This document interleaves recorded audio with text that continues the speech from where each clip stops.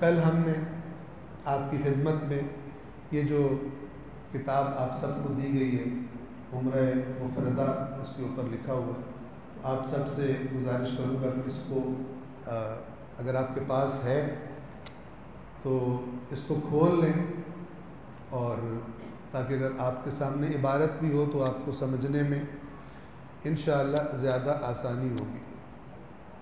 کل ہم نے اس کے صفحہ نمبر، یہ عمرہ مفردہ کتاب ہے، اس کے صفحہ نمبر 19، یہ صفحوں کا نمبر نیچے لکھا ہوا ہے صفحے کے نچلے حصے میں، صفحہ نمبر 19 تک پڑھ لیا تھا، اور آج ہم صفحہ نمبر 20 سے آگے احکام حج کا بیان، اور جو احکام اگرچہ حج سے مخصوص نہیں ہے لیکن حج میں ہمیں وہ پیش آئیں گے، وہ اس میں بیان کیے جا رہے ہیں۔ تو سب سے پہلے مرد کا احرام، تو اس میں جو بیان کیا جائے گا وہ ظاہر ہے کہ خواتین کے لیے نہیں، چونکہ جو لباس حتماً تبدیل کرنا ہوتا ہے وہ مرد حضرات نے تبدیل کرنا ہوتا ہے۔ تو توجہ فرمائیں، مرد کا احرام 2 چادریں ہیں، 2 چادریں۔ پہلی چادر بطور لونگی، جو لونگ باندھتے ہیں، نیچے باندھی جاتی ہے، استعمال ہوتی ہے، جو ناف سے لے کر گھٹنوں سے نیچے ہونی چاہیے، کم سے کم مقدار ہو، یعنی گھٹنوں سے اوپر نہ ہو، گھٹنوں کے نیچے تک۔ جبکہ دوسری چادر جسم پر اس طرح ڈالی جائے کہ دونوں کاندھے چھپ جائیں، لیکن اگر بیچ میں چلتے ہوئے کبھی ہٹ وغیرہ جاتی ہے، نو پرابلم، کچھ بھی نہیں ہوتا۔ آپ کو گرمی لگ رہی ہے، آپ نے چادر ہٹا کے تھوڑی مثلا فرض کریں ہوا لگ، کوئی پرابلم نہیں ہوتا۔ چادر کو آپ نے اوپر والی چادر کو مثلا تھوڑی دیر کے لیے رکھ دیا، کوئی مسئلہ نہیں ہوتا، لیکن وہ ہونی ایسی چاہیے کہ عام حالات میں آپ کو دونوں کندھوں کو۔ اس کا خاص طور پہ ذکر اس لیے کیا گیا کہ بعض برادران اہل سنت آپ دیکھیں گے وہاں جا کر، اور ہو سکتا ہے آپ کو کوئی زیادہ جو جذباتی بندہ ہو، آپ کے دونوں کندھے چھپے ہوں، تو آپ کے ایک کندھے سے ہو سکتا ہے وہ چادر کھینچ دے کہ تم غلط کر رہے ہو، تو آپ نے مائنڈ نہیں کرنا اور آرام سے اپنے طواف وغیرہ کو جاری رکھنا ہے، آپ جان لیں۔ تو ان کے ہاں، بعض کے ہاں یہ روایات ہیں کہ ایک کندھا اوریاں رکھنا ضروری ہے احرام، لیکن روایات اہل بیت کی روشنی میں ایسا کرنا ضروری نہیں ہے۔ جبکہ دوسری چادر جسم پر اس طرح ڈالی جائے کہ دونوں کاندھے چھپ جائیں۔ اگلا مسئلہ، حالت احرام میں لنگ یعنی تہبند اتنی باریک نہ ہو کہ جلد نظر آئے، یعنی وہ ڈھانپنے والا کپڑا ہونا چاہیے۔ حالت احرام میں سر کھلا رکھنا واجب ہے مردوں کے لیے، مرد حضرات جو ہے وہ اپنے سر کے اوپر حالت احرام نہ کوئی ٹوپی پہن سکتے ہیں، نہ چھتری لے سکتے ہیں، نہ ہی کسی موونگ سائے کے نیچے ٹریول کر سکتے ہیں، چھتری لے کے چل بھی نہیں سکتے۔ لیکن جیسے اب یہ عمارت ہے، اس کا سایہ ہے، اس کے نیچے آنے میں کوئی پرابلم نہیں، توجہ فرما رہے، عمارت ہے، آپ کا خیمہ ہے، اس میں کوئی مسئلہ نہیں ہے، لیکن حالت احرام میں آپ خود اپنے سر پہ کوئی کپڑا ڈال لیں، ٹوپی پہن لیں وغیرہ وغیرہ، وہ نہیں کر سکتے۔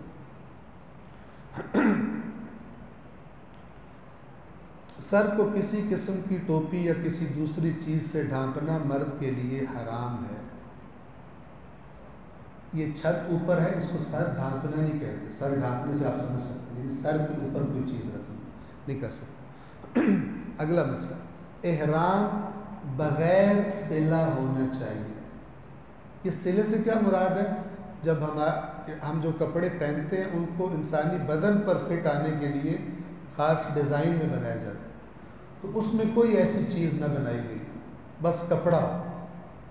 لیکن اگر آپ دیکھتے ہیں کہ تھوڑی سی اینڈ پر وہ داغے کور کرنے کے لیے سلائی ہوئی ہے، وہ سلائی مراد نہیں ہے۔ قمیض میں بدل دینا یا شلوار میں بدل دینے کے لیے جو ٹانٹ چھانٹ ہوتی ہے اور وہ سلائی ہوتی ہے، وہ نہ ہو اس میں۔ سادہ سادہ چادر ہو۔ احرام بغیر سلا ہونا چاہیے، اسی طرح احرام میں گرہ وغیرہ نہیں باندھی جا سکتی، یعنی آپ خود سے گرہ لگا دیں۔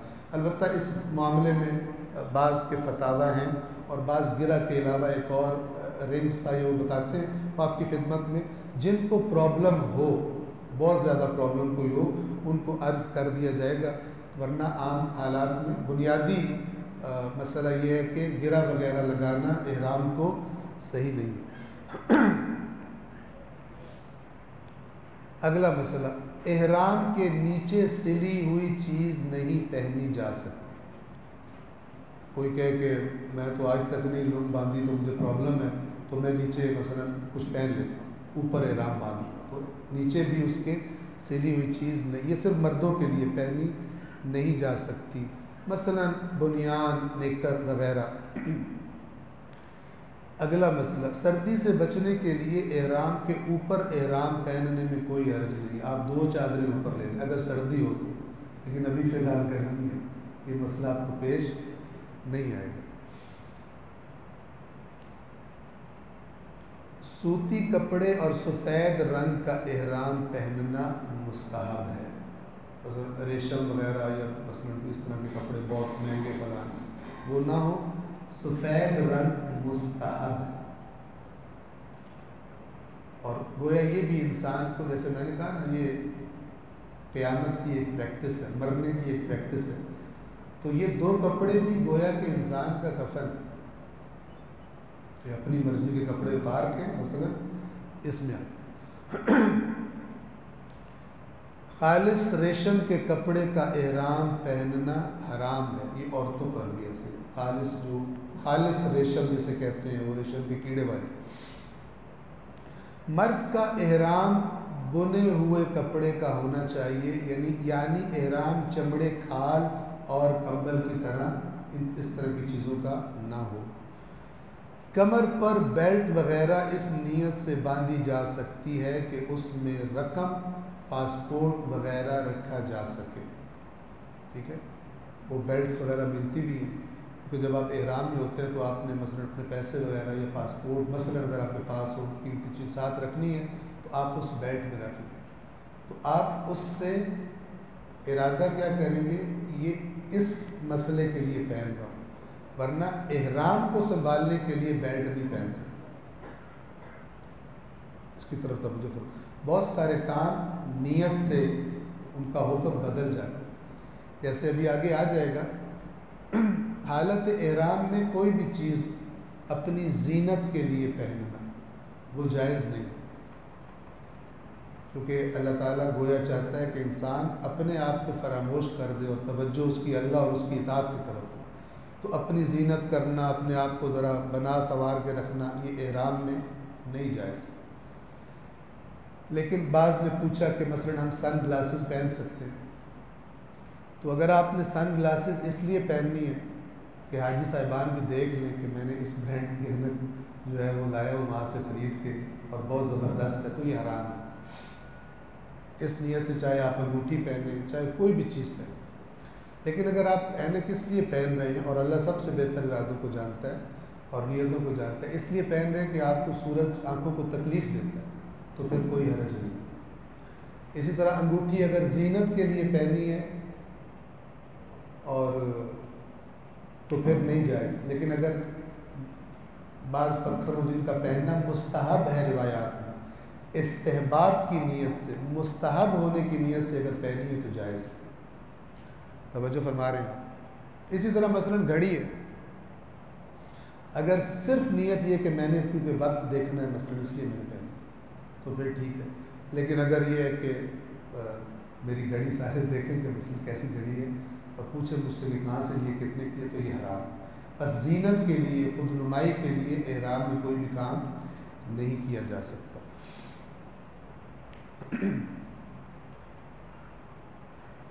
کمر پر بیلٹ وغیرہ اس نیت سے باندھی جا سکتی ہے کہ اس میں رقم اور پاسپورٹ وغیرہ رکھا جا سکے، لہٰذا بیلٹ کو احرام روکنے کی نیت سے باندھنا درست نہیں۔ اگلا مسئلہ، احرام کے کپڑوں کو ہر وقت پہنے رکھنا بھی ضروری نہیں، بوقت ضرورت ان کو اتارا اور بدلا جا سکتا ہے۔ مثلاً آپ حالت احرام میں آپ نہانا چاہتے ہیں، مثلاً نہا سکتے ہیں، احرام کے کپڑے کو اتار کر اور نہا لیں، پھر وہی پہننا وہ بھی پہن سکتے ہیں، یا مرد حضرات کوئی دوسری 2 چادریں بھی پہن سکتے ہیں، ایک چادر بھی بدل سکتے ہیں، دونوں چادریں بھی بدل سکتے ہیں۔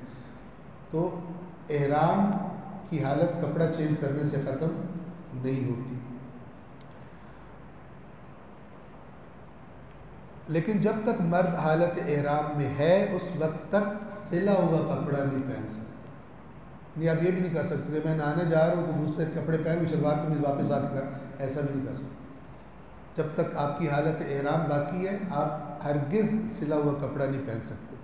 اگلا مسئلہ، مرد کے لیے واجب ہے کہ حالت احرام میں ایسی چپل یا جوتا استعمال کرے کہ جس کے پیر کا اوپر والا حصہ، یہ جو پیر کی پشت ہے جو ہمیں نظر آتی ہے اوپر سے، تلوا نہیں اوپر والا، اس کا اوپر والا حصہ کھلا ہوا ہونا چاہیے۔ سارا کا سارا ضروری نہیں ہے، آپ اس کو یوں کر لیں کہ سارا کا سارا کور نہیں ہونا چاہیے۔ اگر تھوڑا سا حصہ بھی پاؤں کی پشت کا وہ نظر آ رہا ہے تو وہ جوتا صحیح ہے۔ اب چاہے وہ 2 سٹریپس لگے ہو درمیان سے نظر آتی ہو پاؤں کی پشت تب بھی صحیح ہے، چاہے وہ جو ہوائی چپل کینچی جسے کہتے ہیں بس وہ ہو تو بھی صحیح ہے۔ اور زیادہ پرابلم ہو تو مثلاً پھر بھی شک پڑ رہا ہو تو آپ دکھا سکتے ہیں کہ یہ صحیح ہے یا صحیح نہیں ہے۔ یہاں پر مرد کے احرام کا بیان ختم ہوتا ہے، خواتین کا احرام۔ صلوات پڑھیں محمد و آل محمد۔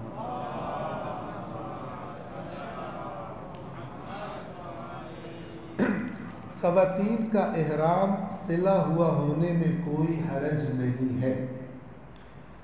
خواتین کا احرام ان کے عام کپڑے بھی ہو سکتے ہیں، شرط یہ ہے کہ یہاں پہ جو کپڑے پہنے ہوئے خواتین نے وہ انہی کپڑوں میں محرم ہو سکتی ہیں۔ شرط یہ ہے کہ خالص ریشم کے نہ ہوں اور نہ ہی اس میں ریشم کی پیوند کاری کی گئی ہو، لہذا کوشش کریں کہ ریشمی کپڑا حالت احرام میں بہرحال نہ ہی لے کے جائیں۔ لیکن یہ صرف حالت احرام میں ہے، جب احرام اتر جاتا ہے باقی ایام حج میں مثلا مدینہ میں سب اس میں کوئی پرابلم نہیں، صرف یہ پابندیاں کس کی بیان ہو رہی ہیں؟ جب آپ حالت احرام میں ہوں گے، فقط اب اس وقت کی یہ پابندی ہے۔ چہرے اور ہاتھ کی ہتھیلی کے علاوہ تمام جسم چھپا ہوا ہونا واجب ہے، یعنی آپ کے سر کے بال، خاص طور پر مثلا وہ خواتین اس کا دھیان رکھیں، تھوڑی اپنے آپ کو پریکٹس کروا لیں کہ کس طرح سے آپ نے کوئی اسکارف یا کوئی چیز ایسے باندھنی ہے کہ سر کے بال نظر نہ آئیں، اور چہرے کی اتنی مقدار جتنی وضو میں دھونا واجب ہوتی ہے وہ اس کو کھلا رکھنا ضروری ہے، یعنی حالت احرام میں عورت منہ پہ نقاب نہیں لے سکتی کہ اپنا چہرہ چھپائے، لیکن چہرے اور یہ ہاتھوں کا جن کو ہم ہاتھ کہتے ہیں ان کا کھلا، ان کے علاوہ باقی تمام جسم کا چھپا ہوا ہونا واجب ہے۔ خواتین کا حالت احرام میں پیروں کا چھپا ہونا واجب ہے، لہذا آپ چاہے وہ ساکس ہو اور جوتا ایسا ہو جیسے بھی ہو، پیر بھی آپ کے چھپے ہوئے خواتین کے ہونے چاہیے۔ بہتر یہ ہے کہ لباس پہننے کے بعد ایک چادر جو سر سے پیر تک مکمل جسم کو ڈھانپ لے اوڑھ لیں، یعنی یہ احتیاط کر لیں، جیسا کہ یہ چادر انشاءاللہ الحرمین کی طرف سے دی جائے گی آپ کو۔ حالت احرام میں عورت کا چہرہ کھلا رکھنا واجب ہے، کوئی ایسی چیز بھی چہرے پر نہیں ڈالی جا سکتی جس سے چہرہ چھپ جائے۔ توجہ فرما رہے ہیں؟ اب یہاں پر یہ چیز خواتین دیکھ لیں کہ چہرے ڈھانپنے سے مراد یہ ہے کہ چہرے کے اوپر کوئی چیز رکھ لینا۔ اگر مثال کے طور پر تھوڑا سا اسکارف سائڈوں سے لمبا ہے تو وہ چہرہ ڈھانپنا نہیں ہے، وہ اس طرح ہو سکتا ہے، یا مثلا اگر ٹوپی پہنی ہوئی ہے تو دھوپ سے بچنے کے لیے اس کی وہ اوپر والی جو وہ شیڈ سا ہوتا ہے وہ تھوڑا سا لمبا ہے تو یہ پرابلم نہیں ہے، لیکن منہ پہ نقاب ڈالنا یا اس کے لیے اپنا چہرہ چھپانا یہ جائز نہیں ہے خواتین کے لیے۔ اسی طرح خواتین کا احرام کا لباس ڈھیلا ڈھالا ہونا چاہیے، لہٰذا لباس اتنا چست نہ ہو کہ بدن کے نقوش نمایاں ہو جائیں، اسی طرح لباس اتنا باریک نہ ہو کہ جس سے جسم نظر آئے۔ اگلا مسئلہ، حالت احرام میں سر کے بالوں کا چھپانا واجب ہے؟ ویسے تو ویسے بھی چھپانا واجب ہے، لیکن بہرحال حالت احرام میں اگر بال نہیں چھپے ہوں گے تو پھر مشکل پیش آئے گی۔ بوقت ضرورت، اس سے پہلا مسئلہ، ہاتھوں کو اس طرح بلند نہ کیا جائے کہ لباس سے بازو یا کلائیاں ظاہر ہو جائیں۔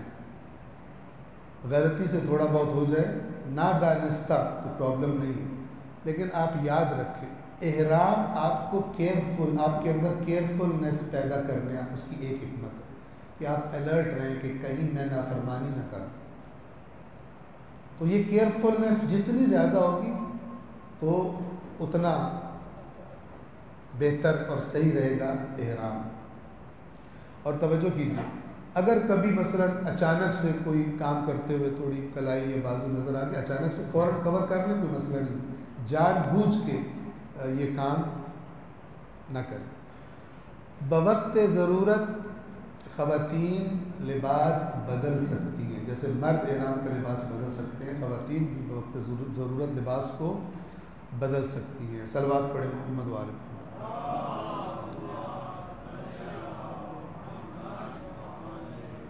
یہاں تک خواتین کے اور مرد دونوں کے احرام کا بیان تمام ہے۔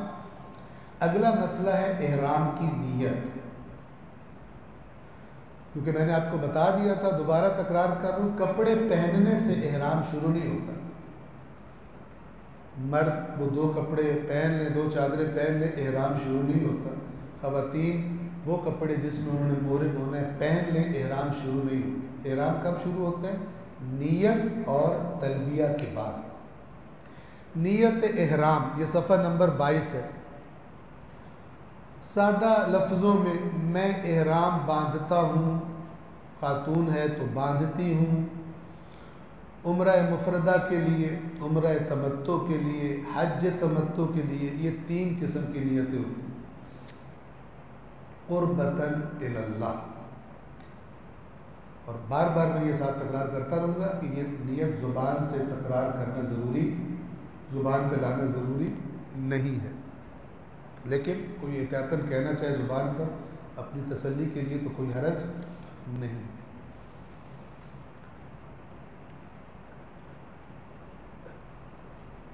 نیت در حقیقت ارادے کا نام ہے، نہ کہ مخصوص الفاظ ادا کرنے کا۔ کیا مطلب؟ یعنی جو شخص بھی حج یا عمرہ کرنے جا رہا ہے وہ متوجہ ہو کہ کیا کرنے جا رہا ہے، پکنک پہ تو نہیں جا رہا، عمرہ کرنے جا رہا ہے، توجہ ہونا ضروری ہے۔ اگلا مسئلہ، نیت کا زبان پر جاری کرنا ضروری نہیں، فقط دل میں ارادہ ہی کافی ہے۔ اگلا مسئلہ، نیت خالصتاً اللہ کی خوشنودی کے لیے کی جائے، کسی اور کی خوشنودی نیت میں نہیں ہونی چاہیے۔ احرام باندھتا ہوں اللہ تعالیٰ کی رضا کے لیے اور ابو بھی بہت خوش ہوں گے، نیت میں یہ نہیں ہونا چاہیے، ٹھیک ہے نا، کہ بیٹے نے حج کر لیا مثلا، وہ انشاءاللہ خود ہی خوش ہو جائیں گے۔ نیت خالص ہونی چاہیے۔ اللہ تعالیٰ قرآن میں بار بار فرماتا ہے فَاعْبُدُوا اللَّهَ مُخْلِصِينَ لَهُ الدِّينَ، اللہ کی عبادت کرو، دین کو اس کے لیے خالص کر۔ خالص کسے کہتے ہیں؟ جس میں کسی اور چیز کی ملاوٹ نہ، صرف اللہ۔ قربتاً الی اللہ و الی رسول اللہ بھی نہیں کہہ سکتے، قربتاً الی اللہ و الی اہل البیت نہیں کہہ سکتے۔ نہ صرف یہ کہ کوئی یہ پرابلم، بلکہ یہ شرک ہے۔ عبادات کی نیت صرف اللہ کی ہوتی ہے، لہذا حج پر خاص طور پر حج کے مسائل میں اس کا ذکر کیا جاتا ہے، نیت خالصتاً اللہ کی خوشنودی کے لیے کی جائے۔ یہ قربتاً الی اللہ کا معنی یہ کہ اللہ سے قریب ہونے کے لیے، اللہ کا قرب مراد ہے، اور بس اس کام سے اور کچھ نہیں چاہیے۔ اب اگر کوئی شخص احرام یا عمرہ کے دیگر اعمال اپنے آپ کو حاجی کہلانے کے شوق میں احرام باندھ رہا ہے اور ساتھ ذہن میں ہے کب واپس جاؤں گا، حاجی صاحب کہہ کے لوگ بلائیں گے، حسرت تھی میری جب دوسرے حاجیوں کو دیکھتا تھا، تو یہ نیت جو ہے نا وہ گڑبڑ والی نیت ہو جائے۔ اب اگر کوئی شخص احرام یا عمرے کے دیگر اعمال اپنے آپ کو حاجی کہلانے کے شوق میں یا کسی دوسرے کو دکھانے کے لیے انجام دے تو ایسی نیت باطل ہے، اور جب نیت باطل، احرام باطل تو اگر عمرہ کر رہے ہیں تو وہ باطل، اگر حج کر رہے ہیں تو وہ باطل۔ پیورٹی، خلوص اللہ کے قرب کا، اللہ کی طرف توجہ کا، یہ ایک ٹریننگ ہے حج میں۔ اگلا مسئلہ، نیت کے لیے ضروری نہیں، توجہ سے سنیں، نیت کے لیے ضروری نہیں ہے کہ اعمال کو تفصیل سے جانتا ہو، بلکہ اجمالی معرفت بھی کافی ہے، کلی معرفت، یعنی نیت کرنے کے لیے ضروری نہیں ہے کہ ساری تفصیل پتہ ہو، یہاں سے پھر میں نے جب کعبے میں جانا ہے تو میں نے یوں شروع کرنا، نیت کرتے ہوئے ساری چیز ذہن میں ریپیٹ کر رہا ہوں، میں نیت کر رہا ہوں عمرے کی، طواف بھی کرے، نماز بھی پڑھے، سعی بھی کرے، تکسیر بھی کرے، طواف، اجمالی طور پر کہ میں وہ عمل جسے عمرہ مفردہ کہتے ہیں، جب یہ کہہ دیا تو وہ سارے اعمال اس کے نیت میں آ گئے، اجمالی طور پر معلوم ہو کہ میں نے مثلا عمرہ مفردہ کے اعمال انجام دینے، اس کے لیے احرام باندھ رہا ہوں، تو یہ کافی ہے۔ ساری تفصیل عمرے کے مناسک کی ذہن سے گزارنا یا حج کے مناسک کی ذہن سے گزارنا ضروری نہیں ہے۔ اجمالی معرفت، اجمال اپوزٹ ہے تفصیل کا، ہم کہتے ہیں نا یہ تفصیل سے بتاؤ، کہتے ہیں اجمالی طور پہ بتا دو، یعنی ان شارٹ بتا دو، خلاصہ پتہ ہو کہ میں نے کیا کرنا ہے، نہ کہ ہر ایک میں عمرہ مفردہ کے لیے احرام باندھتا ہوں جس میں میں پہلے طواف کروں گا، پھر میں نماز پڑھوں گا، پھر میں یہ کروں گا، یہ تفصیل ضروری نہیں ہے۔ اگلا مسئلہ، نیت احرام کا لباس پہننے کے بعد میقات پر کی جائے گی، میقات کے علاوہ نیت نہیں ہو سکتی، میقات کا ہم آپ کو بیان کر چکے، وہ خاص مقامات جہاں پر احرام باندھا جاتا ہے اور نیت کی جاتی ہے۔ لہٰذا لباس پہننے سے پہلے، توجہ کریں، لباس پہننے سے پہلے یا پھر میقات سے گزر جانے کے بعد نیت کرنا درست نہیں ہے۔ توجہ فرما رہے ہیں آپ، مثال کے طور پہ جوفہ میں گئے اور شلوار قمیض میں ہی مثلا آپ نیت کر لیں اور تلبیہ کہہ لیں، کہیں میں ذرا احرام بعد میں تسلی سے باندھوں، یہ بھی نیت نہیں ہوگی۔ نیت کرتے وقت لباس احرام کا ہونا ضروری ہے۔ توجہ فرما رہے ہیں، یہ خاص طور پہ مثلا یہ مردوں کے لیے بات، خواتین کا تو ظاہر ہے کہ مسئلہ دوسرا ہے، وہ تو سلے ہوئے کپڑے بھی پہن سکتی ہیں۔ تو نہ ہی احرام کا لباس پہننے سے پہلے نیت ہو سکتی ہے، نہ ہی میقات گزر جانے کے بعد نیت ہو سکتی ہے۔ آگے آ گئے چند کلومیٹر مثال کے طور پر کہ اب میں نیت کر لوں تو بھی نیت نہیں ہو سکتی، وہیں اسی مقام پر کرنا ضروری ہے۔ جس عبادت کے لیے احرام باندھنے کا قصد کیا ہے، ارادہ کیا ہے، اس کو مشخص کرانا ضروری ہے۔ مثلا میں عمرہ کر رہا ہوں، عمرہ مفردہ ہے یا عمرہ تمتع ہے یا مثلا حج تمتع ہے، کیا کرنے لگا ہوں، اور اس کے ساتھ ساتھ شاید آگے آ جائے لیکن میں ذکر کر دوں، اپنا کر رہا ہوں یا کسی کی نیابت میں کر رہا ہوں۔ جو لوگ حج بدل کر رہے ہیں وہ اپنے ذہن میں رکھیں کہ یہ میں جتنے اعمال پہلے سے ہی کر لیں، اور جب کسی بھی عمرہ کی جب نیت کریں، اس کے بعد طواف کی نیت کریں، نماز طواف کی نیت کریں، سعی کی نیت کریں، تکسیر کی نیت کریں، بس ذہن میں توجہ کر لیں کہ فلان کی نیابت میں کر لیں، جو مرحوم ہے آپ کا یا مثلا جو بھی ہے، توجہ کر لیں ذہن میں کہ میں یہ اس کے بدلے میں یہ انجام، اس کی نیابت میں یہ انجام دے رہا ہوں۔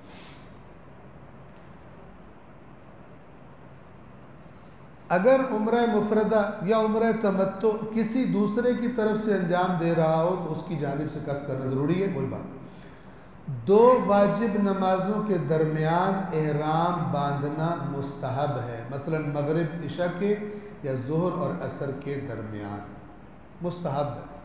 مستحب کا مطلب کیا ہوتا ہے؟ اگر نہ بھی کر سکے تو کوئی پرابلم نہیں، لیکن اگر موقع میسر آئے اس کا تو مستحب وہ ہوتا ہے جو کرو تو ثواب ملتا ہے، نہ کرو تو کوئی گناہ، کوئی حرج نہیں ہوتا۔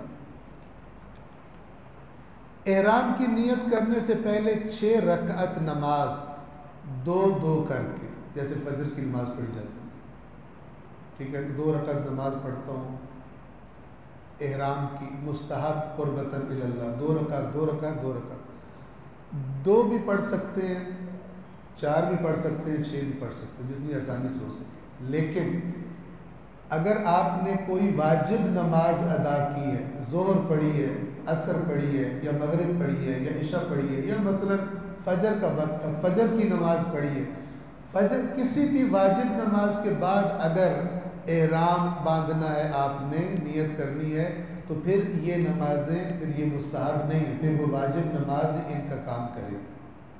سمجھو فرما رہے ہیں؟ لیکن اگر آپ ایسے ٹائم پہ گئے جہاں پر کوئی واجب نماز نہیں پڑھنی آپ کو، ٹھیک ہے، مثال دے رہا ہوں کہ رات کو جناب آپ نماز وغیرہ پڑھ چکے تھے راستے میں مثلا، اور آپ جب پہنچے تو رات کے 11 بجے، اب آپ نے نہ مغرب پڑھنی، نہ عشاء، نہ فجر کا ٹائم ہو، تو پھر یہ مستحب نمازیں چاہے تو 6 رکعت، چاہے تو 4، چاہے تو صرف 2 بھی کافی ہیں، استحباب حاصل کرنے کے لیے، ثواب حاصل کرنے کے لیے 2 2 کر کے پڑھی جائیں۔ لیکن اگر واجب نماز پڑھی ہے پھر ان کی ضرورت نہیں۔ صلوات پڑھیں محمد والے۔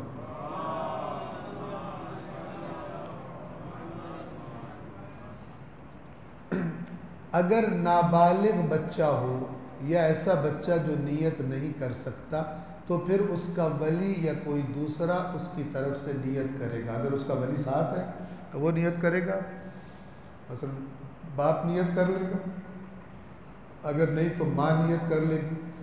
جو کچھ وہ نہیں کر سکتا، اگر آپ نے اس کو احرام، تو پھر اس کی نیابت میں جو کام وہ خود نہیں کر سکتا وہ آپ سارے کے سارے کرنے پڑیں گے۔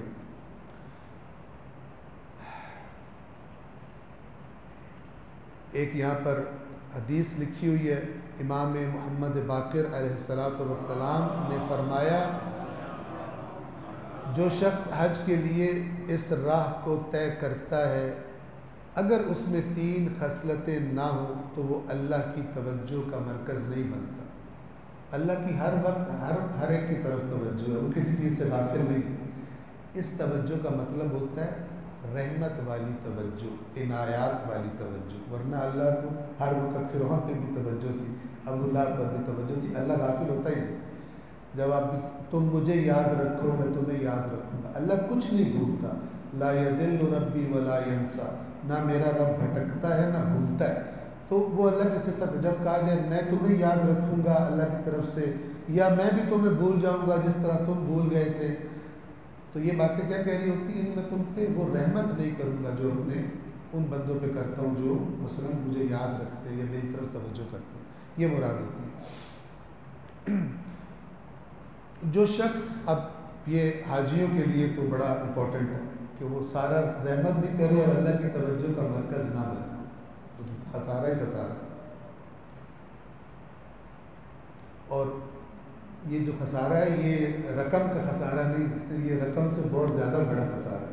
تو کہنا 15 لاکھ ضائع ہو گئے، اللہ کی طرف توجہ نہیں ہوئی، تو 15 لاکھ کچھ بھی نہیں ہے جو ضائع ہوتا ہے اگر سفر حج میں اللہ کی رحمت کی توجہ ہماری طرف نہ ہو۔ تو امام رہنمائی فرما رہے ہیں کہ اگر اس میں حاجی میں 3 خصلتیں نہ ہوں تو وہ اللہ کی توجہ کا مرکز نہیں بنتا۔ نمبر 1 تقوی، وَتَزَوَّدُوا فَإِنَّ خَيْرَ الزَّادِ التَّقْوَىٰ، ہر وقت کیئرفل رہے کہ میں نے کوئی نافرمانی نہیں کرنی۔ یہ حالت ہی اللہ کو بہت پسند ہے کہ بندہ بڑا کیئرفل ہے کہ میں سوچ کے زبان کھول دوں، سوچ کے آزادانہ ہر چیز کو میں نہ جیسے پہلے رکھتا تھا نہ رکھوں، کنٹرول میں لے۔ تقوی و پرہیزگاری، پرہیز وہی تقوی ہے، یہ فارسی کا لفظ ہے، بچنا، تقوی کا معنی بھی بچنا ہے۔ تقوی و پرہیزگاری جو اسے گناہ سے دور رکھے۔ 2 صبر و تحمل، جس کے ذریعے وہ اپنے غصے پر قابو رکھے۔ مثلا کچھ لوگ ہوتے ہیں، کچھ مرد حضرات ہوتے ہیں، کچھ خواتین ہوتی ہیں بہت ہی نرم و نازک، جلدی غصہ آ جاتا ہے، تو ان کے لیے خاص ٹریننگ سیشن ہے حج میں کہ آپ نے اپنے آپ کو کنٹرول میں رکھنا، غصہ نہیں کرنا، ابھی سے پریکٹس شروع کر دیں، گھر والوں کے ذمہ لگائیں کہ مجھے فلاں چیز سے غصہ آتا ہے نا، تو مجھے دن میں ایک آدھ دفعہ چڑھانے کی کوشش کرو، دیکھو میں کنٹرول کرتا ہوں کہ کنٹرول نہیں کرتا، تو انشاءاللہ یہ تیاری سفر ہے آج کا، زاد راہ فراہم کرو اور بہترین زاد راہ تقویٰ ہے، تو یہ بھی ٹریننگ کریں، اس کی بھی شاپنگ کر لیں، اس کو بھی بیگ میں رکھ لیں، دل کے بیگ میں، کہ نہیں کر غصہ میں نے کنٹرول کرنا،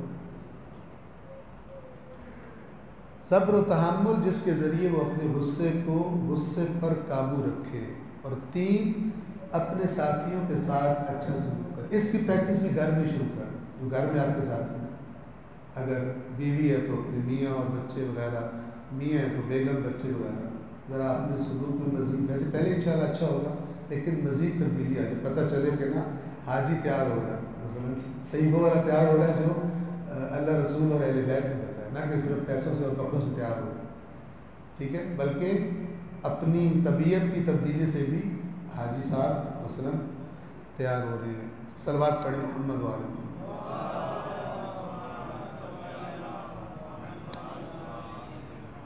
اگلا مسئلہ تلبیہ، تلبیہ ہم نے کل پڑھی بھی تھی، تلبیہ عربی زبان کا لفظ ہے اور اس کا معنی ہے اپنے حاضر ہونے کا، پریزنٹ ہونے کا اعلان۔ عربی زبان میں جب کوئی کسی کو پکارتا ہے تو وہ جواب میں اسے کہتا ہے لبیک، یعنی میں ہوں، میں نے آپ کی بات سن لی ہے، آپ کیا کہنا چاہتے ہیں کہیں، یہ لبیک کا لفظ ہوتا ہے۔ ہمارے پاکستان میں جب زیادہ جو اردو میڈیم والی جگہ ہوتی ہے وہاں جب استاد حاضری لگاتے ہیں تو بچے کہتے ہیں لبیک۔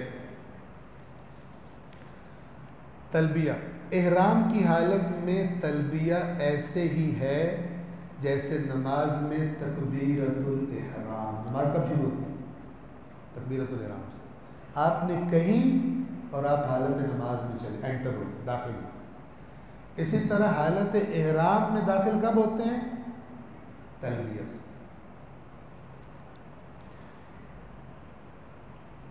حتیٰ کہ آپ نے نیت بھی کر لی ہے، احرام باندھتا ہوں عمرہ تمتع یا عمرہ مفردہ کے لیے قربتاً الی اللہ، ابھی بھی احرام شروع نہیں ہوا۔ کب شروع ہوگا؟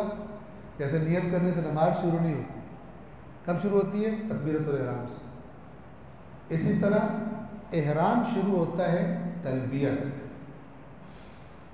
جب حاجی نے تلبیہ کہہ دیا تو محرم ہو جائے گا۔ 2، اگلا مسئلہ، احرام کی نیت بجا لانے کے فوراً بعد تلبیہ زبان سے جاری کرے۔ یہ نیچرل ہے، نیت کرے نماز پڑھنے کی، گھنٹے بعد تکبیرۃ الاحرام کہہ رہا ہوں، یہ تو نہیں ہوتا۔ اس کا مطلب جب نیت کر رہا تھا اس وقت نیت ہی نہیں تھی، اس وقت صحیح نیت کیا کرنی تھی؟ اس کو نیت کرتا ہوں 1 گھنٹے بعد نماز پڑھوں گا عصر کی قربت مثلا ظہر کی، تو جب ہم کہتے ہیں کہ 2 رکعت نماز پڑھتا ہوں یا 4 رکعت نماز پڑھتا ہوں، یعنی ابھی پڑھنے لگا، لہٰذا اس کے فوراً بعد اب تکبیرۃ الاحرام کہتے ہیں، اور اگر بیچ میں مثلا کبھی کوئی مسئلہ آ جائے تو بیچ میں پاز آ جائے تو آگے دوبارہ نیت کرتے ہیں۔ تو یہی بات سمجھانا چاہ رہے ہیں کہ نیت کرنے کے فوراً بعد تلبیہ کہہ دیں، نہ یہ کہ بیچ میں زیادہ سارا گیپ دے دیا جائے۔ یعنی نیت کرے کہ میں احرام باندھتا ہوں یا باندھتی ہوں عمرہ مفردہ کے لیے قربتاً الی اللہ، لبیک اللہم لبیک، جیسے کہتے ہیں نیت کرتا ہوں 2 رکعت نماز پڑھتا ہوں قربتاً الی اللہ، اللہ اکبر، بالکل اسی طرح لبیک اللہم لبیک۔ یہ پھر انشاءاللہ کیونکہ آگے یہاں پر دوبارہ آپ سب میرے ساتھ انشاءاللہ تکرار کریں گے، لبیک اللہم لبیک، توجہ فرمائیے، یہ جو لفظ ہیں لبیک اللہم، اگر الگ الگ پڑھا جائے ان کو تو اس طرح پڑھا جائے لبیک اللہم لبیک، ٹھیک ہے، لیکن جب یہ پہلا لبیک اور اللہم ملیں گے آپس میں، پھر لبیک اللہم پڑھنا غلط ہے، پھر اللہم کی الف نہیں پڑھی جائے گی، بلکہ کاف کی جو زبر ہے وہ مل جائے گی اللہ کے لام سے، لبیک اللہم، لبیک اللہم نہیں، لبیک اللہم، ٹھیک ہے نا؟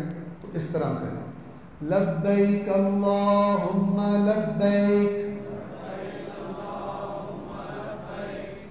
لبیک اللہم لبیک، لبیک لا شریک لک لبیک، لبیک لا شریک لک لبیک۔ تلبیہ کی واجب مقدار اتنی ہے، اور میں نے آپ کو کل بھی عرض کیا تھا اس مقدار میں کوئی ایسا حرف نہیں ہے ان الفاظ میں حروف سے مل کے لفظ بنتا ہے، ٹھیک ہے؟ تو اس یہاں تک جو تلبیہ ہے، لبیک اللہم لبیک، لبیک لا شریک لک لبیک، ان میں کوئی بھی ایسا حرف نہیں ہے جس کا تلفظ ہمارے اردو کے تلفظ سے مختلف ہو، اسی طرح جس طرح اردو میں کرتے ہیں۔ تو واجب مقدار اتنی ہے، اتنا جو کہہ دے صحیح اس کا احرام صحیح ہو جاتا ہے۔ اس سے اگلا جو جملہ ہے وہ پڑھنا مستحب ہے، ہم بھی پڑھیں گے، لیکن اگر اس میں 19-20 ہو بھی جائے تو نو پرابلم، اصل جو واجب مقدار ہے وہ صحیح ہو جائے گی۔ اگلا جملہ بھی ہم تکرار کرتے ہیں۔ اس میں ایک حمد کا ہا، یہ اردو سے جدا تلفظ ہے، نعمت کا عین، عین یہ الف والا تلفظ نہیں ہے عربی میں، عین کا یہ 2 حروف ہیں اس جملے میں، اگلے جملے میں، جن کا تلفظ اس طرح نہیں ہے جس طرح ہم اردو زبان میں ان حروف کا تلفظ کرتے ہیں۔ تو غور فرمائیں گے اور تکرار، ہلکا سا فرق ایجاد کر لینا کافی ہے، ہلکا سا فرق ایجاد کر لینا کافی ہے، بہت زیادہ زور لگانے، اور بعض لوگ تلفظ کرتے ہوئے وہ شکلیں بناتے ہیں کہ دیکھنے کا دل نہیں کرتا، تو وہ کرنا ضروری نہیں، نارمل۔ ان الحمد والنعمت لک والملک لا شریک لک لبیک، ان الحمد والنعمت لک والملک لا شریک لک لبیک۔ ایک دفعہ شروع سے لے کے آخر تک، لبیک اللہم لبیک،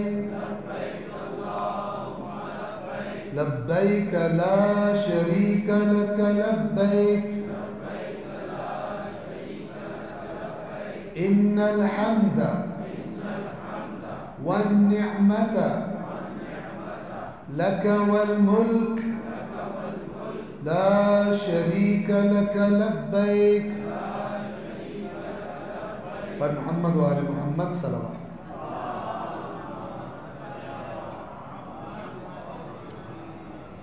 آگے چلتے ہیں، تلبیہ کی واجب مقدار کو درست عربی قواعد کے مطابق صحیح طور پر ادا کرنا واجب ہے، بصورت دیگر تلبیہ درست نہ ہوگا۔ زیر زبر کی غلطی نہ ہو، میں نے کہا حروف میں کوئی مسئلہ نہیں ہے، قواعد کیوں کہہ رہے ہیں؟ مثلا جیسے میں نے کہا کہ لبیک اللہم ملا دینا آپ نے، ٹھیک ہے؟ تو جس انداز میں پڑھا ہے اس انداز میں انشاءاللہ پڑھنا کافی ہے۔ اگلا مسئلہ، نیت کے بعد ایک مرتبہ، ایک دفعہ تلبیہ پڑھنا واجب ہے، فقط ایک مرتبہ، اس کے بعد بے شک 1,00,000 مرتبہ پڑھیں مستحب ہے، ثواب ہے۔ جب تک، کب تک تلبیہ پڑھ سکتے؟ جب تک مکہ کی آبادی دکھائی دینا شروع نہ ہو جائے، پھر تلبیہ روک دینا ہوتا ہے۔ اس سے پہلے تلبیہ کی تکرار مستحب ہے، اس کے معنی کی طرف توجہ، اللہ کے حضور میں پیش ہو رہا ہوں، اللہ نے پکارا تھا اور میں حاضر ہوا ہوں، تو میں بالکل نوکری کے لیے، خدمت کے لیے، اطاعت کے لیے حاضر ہوں۔ نہ کہ صرف عمرہ کرنے کے لیے حاضر ہوں، بعد میں نے وہی کرنا جو پہلے کرتا ہوں۔ توجہ فرما رہے، یہ روح تلبیہ ہے، یعنی پہلے جو بھی تھا اب سے تیرا بندہ، اب سے تیری اطاعت کروں۔ روح نہ بھی ہو تلبیہ ہو جائے گا، جیسے روح نہ بھی ہو تو نماز بھی ہو جاتی ہے، واجب کی پریزنس لگ جاتی ہے، لیکن وہ روح ہوتی ہے جو قبولیت کا ادا ہونا اور چیز ہے۔ اس نے نماز ادا کر دی زور کی جو اس پہ واجب تھی، ختم۔ لیکن اس نماز سے کیا کچھ مل سکتا تھا اگر یہ قبول ہوتی ہے اللہ کی بات؟ قبولیت روح والی نماز کی ہوتی ہے، توجہ فرمائیں۔ لہٰذا آپ ایک انسان نے بالکل صحیح حج کے مناسک کیے اور وہ جاننا چاہتا ہے کہ ادا تو ہو گیا، قبول ہوا ہے یا نہیں؟ ان دونوں میں فرق یاد رکھیں، ادائیگی اور قبولیت۔ ایسا حج کہ جو اللہ کو پسند آئے، وہ روح والا۔ تو ایک شخص نے سوال کیا، حج کر کے آیا تھا امام جعفر صادق علیہ السلام سے کہ اے فرزند رسول، میں نے حج کیا ہے تو مجھے کیسے پتہ چلے کہ حج قبول ہوا ہے میرا یا قبول نہیں ہوا؟ ادا تو ہو گیا، قبول ہوا یا قبول نہیں ہوا؟ تو امام نے فرمایا اگر تیری حج کے بعد والی زندگی میں کوئی بہتری آئی ہے حج سے پہلے والی زندگی کے مقابلے میں تو یہ علامت ہے کہ تیرا حج قبول ہو گیا، اور اگر ویسے کا ویسے ہی ہو گیا ہے تو پھر اس کا مطلب ہے گڑبڑ۔ تو یہ جو حج کے بعد والی زندگی کی بہتری ہے، اس کی پریپریشن، اس کی طرف توجہ ابھی سے ضروری ہے، تب بنتے بنتے بنتے جو ہے نا چیز بنتی ہے، پختہ ہوتی ہے۔ تو یہ اس لیے آپ کی خدمت میں عرض کیا جاتا ہے اور تکرار کیا جاتا ہے۔ نیت کے بعد ایک دفعہ تلبیہ پڑھنا واجب ہے۔ اگلا مسئلہ، نابالغ ایسے بچے جو تلبیہ درست نہیں پڑھ سکتے تو ان کا ولی ان کی طرف سے تلبیہ پڑھے گا، کوئی اس کی نیابت کی نیت کر کے، لیکن اگر خود پڑھ سکتا ہے تو پھر وہ خود پڑھے گا۔ کثرت کے ساتھ تلبیہ پڑھنا مستحب ہے، اسی طرح بہتر ہے کہ انسان تلبیہ کے مطالب کی طرف بھی توجہ دے۔ جب مکہ شہر کی حدود نظر آنا شروع ہو جائیں تو اس وقت تلبیہ پڑھنا بند کر دینا چاہیے۔ آپ اہل سنت برادران کو دیکھیں گے، وہ اندر کعبے کے پاس بھی لبیک اللہم، آپ کو بھی جوش ہے، آپ بھی شروع ہو جائے، آپ نے نہیں کہنا، ٹھیک ہے۔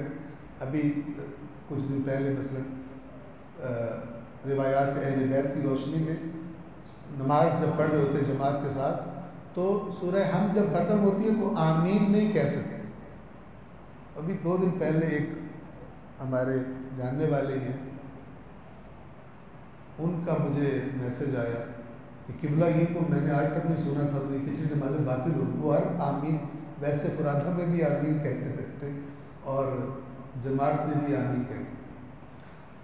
تو یہ تلبیہ کا معاملہ بھی آپ دیکھیں کہ کعبے کے پاس لوگ تلبیہ کہہ رہے ہیں، آپ کے اب تو قریب آ کے اپنی حاضری کا اعلان کرو لبیک اللہم، تو آپ نے وہاں پر نہیں پڑھا، غلطی سے منہ سے نکل گیا، نو پرابلم، لیکن جان بوجھ کے تلبیہ نہیں۔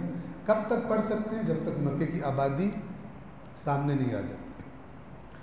جب مکہ شہر کی حدود نظر آنا شروع ہو جائیں تو اس وقت تلبیہ پڑھنا بند کر دینا چاہیے، یعنی ضروری ہے۔ اگلا مسئلہ، حج کے موقع پر جب آپ حج کا احرام باندھیں گے تو تلبیہ ہی مکے میں کہہ رہے ہیں، مسجد الحرام میں، مکے سے باہر سے تو احرام باندھنا ہی نہیں، اب تلبیہ کب تک پڑھنا ہے؟ جب آپ مکہ سے مسجد الحرام سے احرام باندھیں گے حج تمتع کے لیے، مثلا 8 ذی الحج ہوگی، شام ہوگی، تو ساری رات اگلا دن بھی کب تک؟ زوال آفتاب تک، یعنی جو زور کا ٹائم ہم جسے کہتے ہیں، جب آفتاب کا زوال ہوتا ہے۔ حج کے موقع پر روز عرفہ، روز عرفہ کون سا دن ہے؟ 9 ذی الحج۔ روز عرفہ کے زوال کے وقت تلبیہ روک دینا واجب ہے۔ اگلا مسئلہ، احرام کے لیے تلبیہ پڑھتے ہوئے، یہ سارے جو مسائل انشاءاللہ ہیں، جب ان کا عین وقت آئے گا تب بھی آپ کی توجہ انشاءاللہ دوبارہ کروا دی جائے گی۔ احرام کے لیے تلبیہ پڑھتے وقت باوضو یا باغسل ہونا شرط نہیں ہے. شرط ہے، شرط نہیں ہے کہ غسل کیا ہو یا مثلا وضو کیا. البتہ اگر مسجد میں جانا ہے تو اگر کسی کو غسل ہے تو پھر غسل ضرور کرے. اس کے بغیر بھی پڑھا جانے والا تلبیہ درست ہے. اگر مجبوری میں پڑھنا پڑ گیا درست ہے، لیکن مسجد میں نہیں. جیسے مثلا حائضہ خاتون کے لیے مسئلہ کیا بیان کیا تھا کہ کیونکہ حائضہ خاتون مسجد میں رک نہیں سکتی تو وہ ایک طرف سے داخل ہوگی، چلتے چلتے تلبیہ پر نیت کرے گی، تلبیہ پڑھے گی، اور اسی طرح چلتے چلتے مسجد سے باہر نکل جائے گی. تو اس طرح کی سچویشن ہو جائے گی اگر مسجد میں کہنا. ورنہ اگر مجبوری ہے تو بغیر وضو اور بغیر غسل کے تلبیہ پڑھنا جائز ہے، درست ہوگا. سادہ لفظوں میں بغیر وضو کے اور غسل جنابت کے، اسی طرح حیض، نفاس وغیرہ کی حالت میں احرام باندھنے میں کوئی اشکال نہیں. اشکال آپ سمجھ لیں پرابلم، نو پرابلم. اشکال نہیں ہے یعنی پرابلم نہیں. اس اشکال کے لفظ کو یاد کریں. یہ مشکل، جس کو ہم مشکل کہتے ہیں، کوئی مشکل نہیں ہے یعنی کوئی اشکال نہیں. عربی زبان میں اشکال کہا جاتا ہے. اگلا مسئلہ مکروہات احرام. احرام میں کچھ چیزیں مکروہ، احرام کے لباس میں، احرام میں جو چیزیں مکروہ ہیں وہ بیان کی جا رہی ہیں. احرام میں چند چیزیں مکروہ ہیں. نمبر 1، سیاہ کپڑے کا احرام باندھنا. بہتر یہ ہے کہ اس کو ترک کریں، کیونکہ احرام میں سفید کپڑا پہننا افضل ہے. یہ افضل کس نے بتایا؟ ائمہ اہل بیت نے، کسی اور نے نہیں. 2، زرد رنگ یعنی گولڈن کے بستر اور تکیے پر سونا، کیونکہ یہ سونے وغیرہ کی یاد دلاتا ہے مثلا. تو ہر ایسی چیز جو دنیا کی یاد دلائے مثلا اس سے گویا کہ دوری ہونی چاہیے. اسی طرح میلے کپڑے کا احرام پہننا مکروہ ہے، حرام نہیں ہے. احرام صحیح ہے، ٹھیک ہے نا. اگر فرض کریں کسی نے پچھلے سال حج کیا تھا اور آ کے دھویا ہی نہیں، ابھی تک پڑا ہوا، دوبارہ اسی میں کر سکتا ہے، ٹھیک ہے، جائز ہے. میلے کپڑے کا احرام پہننا، تاہم اگر احرام باندھنے کے بعد میلا ہو تو بہتر یہ ہے کہ جب تک احرام کی حالت میں ہو اس وقت تک اسے نہ دھوئے. بہتر یہ ہے، بہتر یہ ہے کا مطلب ہے کر سکتا ہے اگر کرنا چاہے. بہت زیادہ مثلا پرابلم ہو جائے کر سکتا، چینج بھی کر سکتا، دھو بھی سکتا. 4، نقش و نگار یا اس جیسے کپڑے کا احرام پہننا، اور پھول بوٹے بنے، سادگی ہو بالکل، اس میں کوئی چیزیں نہ بنی، یہ مکروہ ہے. 5، احرام سے پہلے مہندی لگانا جبکہ اس کا اثر احرام کے وقت تک باقی رہے گا، یہ بھی مکروہ ہے، مکروہ ہے. اور یہ یاد رکھیں کہ عبادات کے معاملے میں جو مکروہات ہوتے ہیں وہ ثواب کم کرنے کے معنی میں، ثواب کم ہو جائے. 6، حمام جانا. یہ اب آپ توجہ فرما لیں، یہ حمام جانے سے شاور لینا اور جو ہمارے گھروں میں جا کے ہم نہاتے ہیں یہ مراد نہیں. یہ گزشتہ زمانوں میں ابھی بھی ہم نے، ابھی تو بہت کم، تقریباً نہ ہونے کے برابر رہ گئی، ایسے زبردست واش روم کے سامان آ گئے کہ اب ان حماموں کی ضرورت نہیں. وہ کیا ہوتا تھا کہ لوگ جاتے تھے حمام میں، وہاں پہ باقاعدہ بندے ہوتے تھے، تو وہ جناب ان کے اوپر سے وہ مالش کر کے میل اتار رہے ہیں، آدھا گھنٹہ وہ لگے ہیں، مالش ہو رہی ہے، فلان ہو رہی ہے، پھر پانی میں بیٹھے ہوئے ہیں. اس پورے پروسیس کو حمام جانا کہا جاتا ہے. اس سے کوئی یہ نہ سمجھے کہ واش روم جانا مکروہ ہے، مطلب شاور لینا مکروہ ہے، یہ مراد نہیں ہے. وہ پورا ایک لمبا پروسیس ہے حمام کا.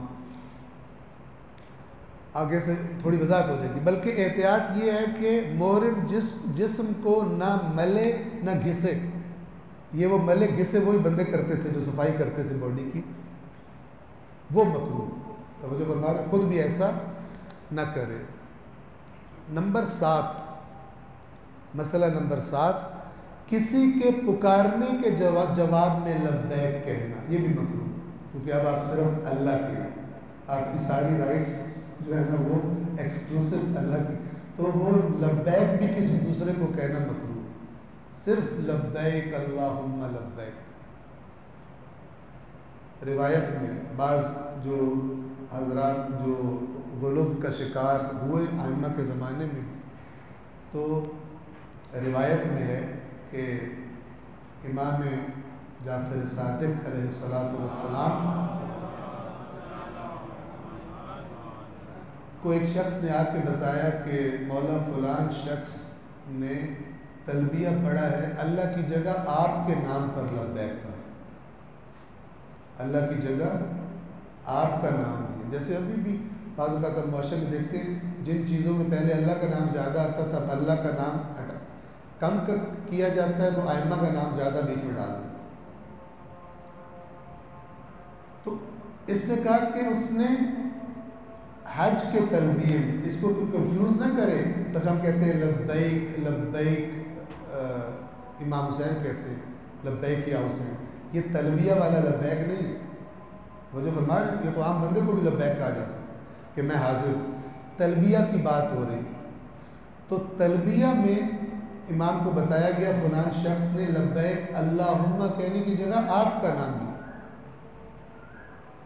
تو امام نے چند الفاظ بولے اور کہا کہ میں اللہ کا ایک حقیر بندہ، اللہ کے ایک حقیر بندے کا بیٹا اور اللہ کی ایک حقیر کنیز کا بیٹا، مجھے حتماً موت آئے گی، پھر مجھے دوبارہ اٹھایا جائے گا، پھر قیامت کے دن مجھے روکا جائے گا، اور جو اس بندے نے میرے بارے میں حرکت کی ہے مجھ سے اس کا سوال کیا جائے گا کہ تم نے ان کو سکھایا تھا کہ یہ کام کرو۔ یہ روایت ہے، اور یہ روایت قرآن کی ایک آیت کے بالکل سملر ہے جس میں اللہ تعالیٰ یہ سورۃ المائدہ کے آخر میں آخری چند آیات، اگر آپ آخری 5-6 آیات پڑھیں تو آپ کو مل جائے گا کہ جس دن اللہ عیسیٰ سے کہے گا کہ اے مریم کے بیٹے عیسیٰ، تو نے ان لوگوں سے کہا تھا اپنی قوم سے کہ مجھے اور میری ماں کو اللہ کی جگہ بنا لو، تو حضرت عیسیٰ ان سے برات کا اظہار کریں۔ اب آپ دیکھیں حضرت عیسیٰ بے قصور ہیں، انہوں نے نہیں قوم سے کہا کہ مجھے اور میری ماں کو اللہ کے ساتھ بنا دو، لیکن اللہ قیامت کے دن اپنی عدالت میں عیسیٰ سے سوال کرے گا۔ تو بالکل اسی طرح امام نے فرمایا یہ غلط حرکت اس نے کی ہے میرے بارے میں، لیکن اللہ قیامت کے دن مجھے روک کے سوال کرے گا کہ تو نے ان سے کہا تھا کہ اللہ کے نام کی جگہ تلبیہ پڑھو میرے نام کا، اور مجھے جواب دینا پڑا۔ قرآن نے بتایا اللہ قیامت کے دن امتوں سے بھی سوال کرے گا، سب امتوں سے، اور جو رسول بھیجے تھے امتوں کی طرف ان سب سے بھی اللہ تعالیٰ سوال و جواب کرے گا کہ تم نے اپنی ذمہ داریاں کیسے ادا کی، لوگوں نے تمہیں کیا رسپانس دیا۔ یہ اللہ کی روشن کتاب کی آیات ہے۔ صلوات پڑھیں محمد والے۔ اسی کی طرف یہ اشارہ، کسی کے پکارنے کے جواب میں لبیک کہنا، یعنی تلبیہ کی نیت سے نہیں، ویسے بھی کوئی پکارے اور وہ لبیک کا لفظ آپ اس کے لیے بولیں مکروہ ہے حالت احرام میں، یہ لفظ صرف اس حالت میں اللہ کے لیے، بلکہ اسے ترک کرنا، جن کے سامنے کتاب کھلی ہوئی ہے دیکھیں صفحہ نمبر 27 ہے، بلکہ اسے ترک کرنا احوط، احوط یہ لفظ سمجھ لیں، بعد میں کبھی آئے تو بعض لوگ اسے پڑھتے ہیں احوط، احوط نہیں ہے احوط، ٹھیک ہے۔ جس طرح بعض لوگ سجدہ سہو کو کہتے ہیں سجدہ سہو، یہ غلط ہے، لفظ کو بولتے ہیں لہو، ٹھیک ہے نا۔ تو جیسے کسی بندے نے کہا تھا ہم جیسے دانشور افراد اس قسم کی لہو گفتگو نہیں کرتے، دونوں غلط ہوتے ہیں، ہم جیسے دانشور اس قسم کی لہو گفتگو مثلا نہیں کرتے۔ تو میں نے بعض افراد کو سنا کہ اسے کہتے ہیں احوط، پتہ نہیں چونکہ زبان نہیں عربی، تو یہ لفظ ہے احوط، احوط کا معنی ہوتا ہے زیادہ احتیاط، زیادہ احتیاط، جیسے اکبر یعنی زیادہ بڑا، ٹھیک ہے نا، اسی طرح احوط زیادہ احتیاط والا مسئلہ، بلکہ اسے ترک کرنا احوط، یعنی زیادہ احتیاط، زیادہ کیئرفلنس یہ ہے کہ نہ کیا جائے، کسی اور کو لبیک نہ بولا جائے۔ محرمات احرام اور ان کے کفارے، یہ مثلا ایک امپورٹنٹ اہم چیز ہے۔ تو ٹائم 5:30 ہو گئے، کر دیں جی صلوات پڑھیں محمد والے۔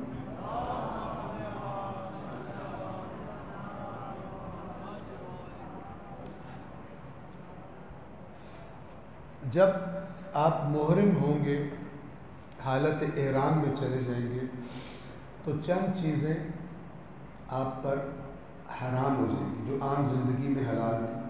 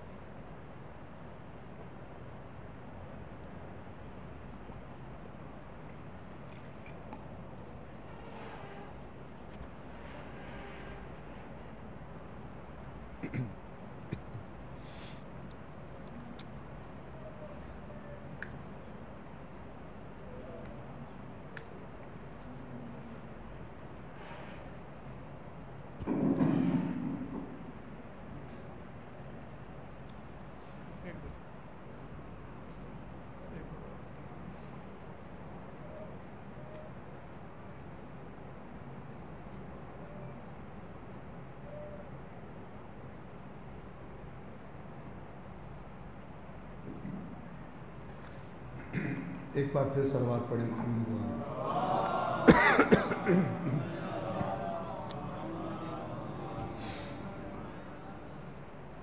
محرمات احرام یعنی وہ چیزیں جو حالت احرام میں حرام کر دی گئی اور ان کے کفارے۔ بعض محرمات ایسے ہیں کہ اگر انسان کرے تو اسے کفارہ ادا کرنا پڑے گا، اور بعض ایسے ہیں جن میں کوئی کفارہ نہیں ہے، اگر غلطی سے ہو جائے تو انسان فوراً تکبیر کہے اور مثلاً اللہ سے استغفار کرے۔ توجہ فرمائیں، تلبیہ پڑھ لینے کے بعد انسان پر درج ذیل چیزیں حرام ہو جاتی ہیں، جو نیچے اب بتائی جا رہی ہیں، یہ چیزیں انسان پر حرام ہو جاتی ہیں۔ اچھا، ان میں سے بعض ایسی ہیں، جیسے یہ سب سے پہلا کہ جو آج کل کے زمانے میں پیش ہی نہیں آتی لیکن پتہ ہونا چاہیے، اور بعض چیزیں ایسی ہیں کہ جو پیش آتی ہیں۔ سب سے پہلا ہے خشکی کے جنگلی جانور کا شکار کرنا۔ آپ نے احرام باندھا ہوا ہے، آپ ہنٹنگ کے بہت شوقین ہیں، آگے ہرن آ گیا مثلا، تو حالت احرام میں آپ ہنٹنگ نہیں کر سکتے، شکار نہیں کر سکتے۔ خشکی کے جانور کا، خشکی کے جانور کا، تو یہ آج کل تو ظاہر ہے کہ اس طرح پیش نہیں آئے گا۔ یا شکار کرنے والے کی مدد کرنا کسی بھی طرح سے، اگر کوئی کر رہا ہو تو اس کی کسی طرح سے ہیلپ کر دیں۔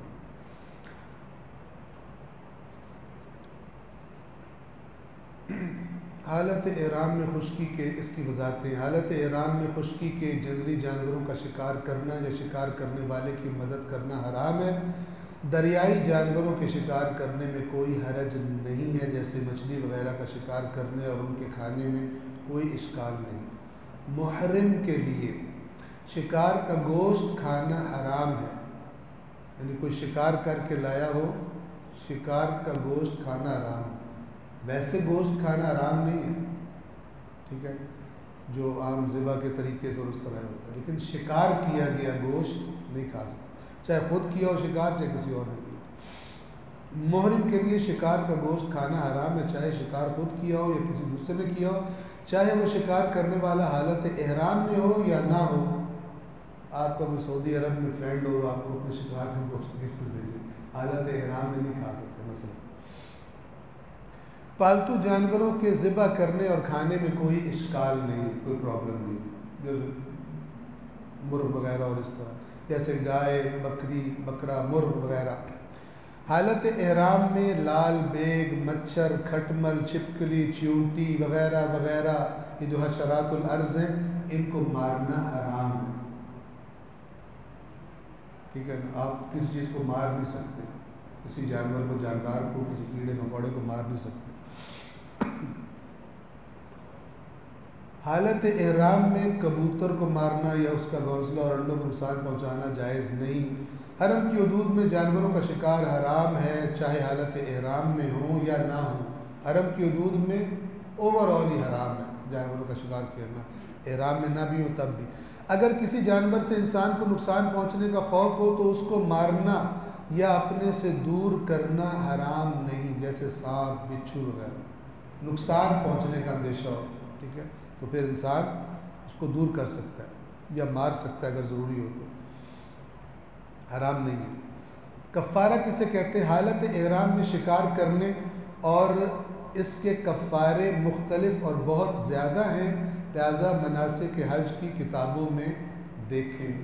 تو اگر کسی کو کوئی مسئلہ پیش آئے کسی کو، تو اس میں ہم عرض کر دیں گے کہ کون کون سے محرمات ہیں کہ جن کا کفارہ ہے اور کون سے جن کا کفارہ نہیں ہے۔ تو پہلا تھا خشکی کے جنگلی جانور کا شکار کرنا یا شکار کرنے والے کی مدد کرنا۔ دوسرا محرمات احرام میں سے دوسری چیز ہے جنسی خواہش، جنسی لذت، جسے شہوت کہتے ہیں۔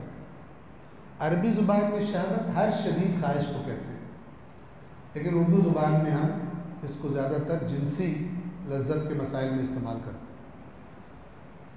حالت احرام میں مرد کا اپنی بیوی اور عورت کا اپنے شوہر یا کسی بھی نامحرم سے ہر قسم کی جنسی لذت لینا حرام ہے۔ محرم ہو یا نامحرم، مرد ہو یا عورت، ہر شخص سے ایسی گفتگو، چاہے وہ سنجیدہ ہو چاہے مذاق میں ہو، جس سے شہوت پیدا ہوتی ہے، حرام ہے۔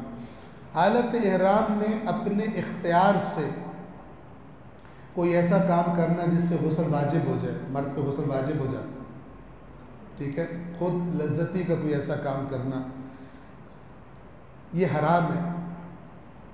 یہ حکم مرد اور عورت دونوں کے لیے یکساں ہے،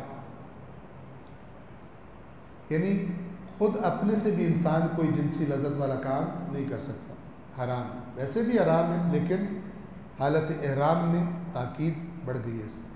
حالت احرام میں شہوت سے متعلق بعض امور ایسے ہیں جن کے انجام دینے سے عمرہ یا حج باطل ہو جائے،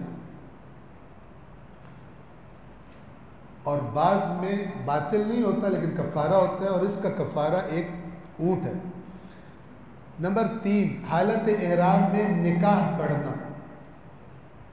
بعض دفعہ ہوتا ہے نا کہ میں عبادت کی حالت میں نکاح پڑھوں، احرام کی حالت میں نکاح، اصلاً اس میں عورت اور مرد کی ذات ایک دوسرے پہ حرام ہوتے ہیں، اگر میاں بیوی ہے تو بھی حرام ہے، اگر کسی نے نکاح پڑھنا ہے، مرد نے یا عورت نے اپنا پڑھوانا ہے تو بھی اس حالت میں حرام ہے۔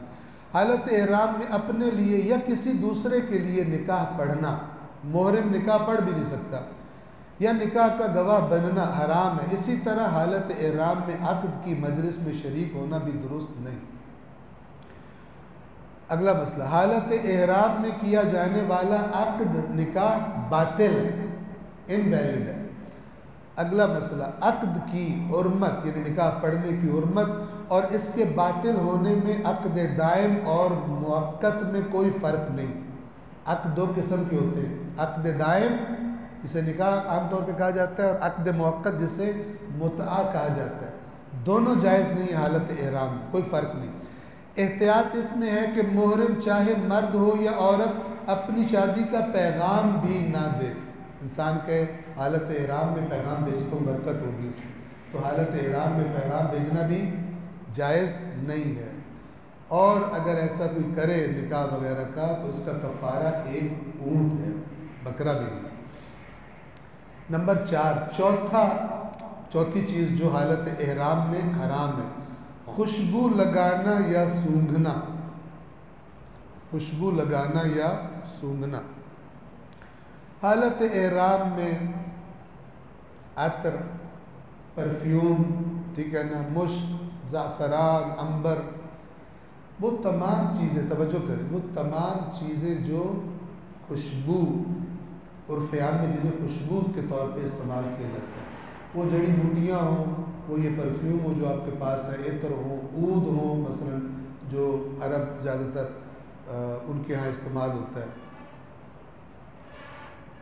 ان چیزوں کا استعمال حرام ہے، چاہے سونگھنے، کھانے، ملنے، بدن پر ملنے، رنگ کرنے یا بھاپ کے ذریعے، کسی بھی طرح خوشبو کا استعمال حرام ہے۔ احتیاط واجب یہ ہے کہ ہر وہ معطر اور خوشبودار چیز جو خوشبو کے زمرے میں آتی ہو حالت احرام میں نہیں استعمال کی جا سکتی، نہ ہی سونگھی جا سکتی، یعنی اپنے لیے بھی استعمال نہیں کر سکتے اپنے بدن پر یا کپڑوں پر، کہیں اور ہو تو جا کے سونگ رہے ہو تو وہ بھی نہیں کر سکتے۔ مثلا خوشبودار صابن، شیمپو وغیرہ، اس کی احتیاط حالت احرام میں ضروری ہے۔ اگلا مسئلہ، خوشبودار پھلوں میں سے خوشبو آتی ہے، جیسے سیب، مالٹے، سبزی، پودینہ وغیرہ کے کھانے میں کوئی اشکال نہیں، کوئی پرابلم نہیں، کھا سکتے ہیں، لیکن یہ نہیں کہ سونگھ رہے ہو، خوشبو کو سونگھ کے وہ کر رہے ہو، سونگھ نہیں سکتے، کھاتے ہوئے ایسے چلے گی ناک میں خوشبو، نو پرابلم، لیکن باقاعدہ سے سونگھنا وہ کھا سکتے۔ خلوق کعبہ ایک مخصوص خوشبو ہے جو آپ جب کعبے کے قریب جاتے ہیں تو اس کو پرفیوم کیا ہوتا ہے، وہاں سے آتی ہے، اس سے اجتناب کرنا محرم پر واجب نہیں ہے۔ کعبہ کے قریب ہے تو اس کو آ رہی ہے خوشبو تو ابھی دور ہو جائے، یہ ضروری نہیں، محرم اس سے اجتناب ضروری نہیں۔ اگلا مسئلہ، کھانے والے تیل جو خوشبودار ہوں لیکن عرف میں انہیں خوشبو میں شمار نہ کیا جائے، ان کے کھانے میں کوئی حرج نہیں، سونگھنے سے اجتناب کریں۔ وہ جو پھلوں کے بارے میں تھا یا پودینہ وغیرہ کے بارے میں، کھا سکتے ہیں لیکن باقاعدہ سے سونگھے نہیں۔ اس مسئلے کی طرف توجہ کریں۔ فرماتے ہیں اسی طرح بدبو کے موقع پر ناک پر ہاتھ رکھنا حالت احرام میں حرام ہے۔ انجوائے کریں اس کو، اگر کہیں سے گزر رہے ہیں تو بدبو آ رہی ہے تو آپ ناک بند نہیں کر سکتے، یعنی آپ کو اپنی پسند اور ناپسند کے خلاف فیصلے کرنے کی تربیت دی جا رہی ہے۔ آپ کو پسند نہیں ہے برداشت کرو، آپ کو پسند ہے اجتناب کرو، نہیں کر سکتے۔ آپ سمجھ رہے ہیں؟ یعنی آپ کی جو پسند اور ناپسند ہے، مثلا اس کو اللہ کی اطاعت میں چینج کر دیں، نہیں پسند کرو، پسند ہے مت کرو، کنٹرول کرو۔ یہ احرام کی حکمتوں میں سے کس لیے احرام بندھوایا جاتا ہے۔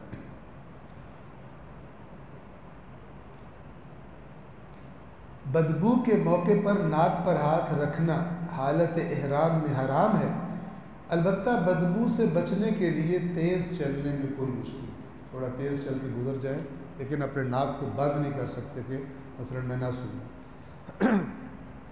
یہ چوتھا تمام ہوا۔ پانچویں چیز جو حرام ہے حالت احرام میں، پہلے بھی اس کا ذکر گزر چکا، یہاں تکرار ہے، مرد کا سلے ہوئے کپڑے پہننا۔ مردوں کے لیے سلی ہوئی چیز، قمیض، نکر، بنیان، قبا، جیکٹ، کوٹ وغیرہ کا پہننا منع ہے۔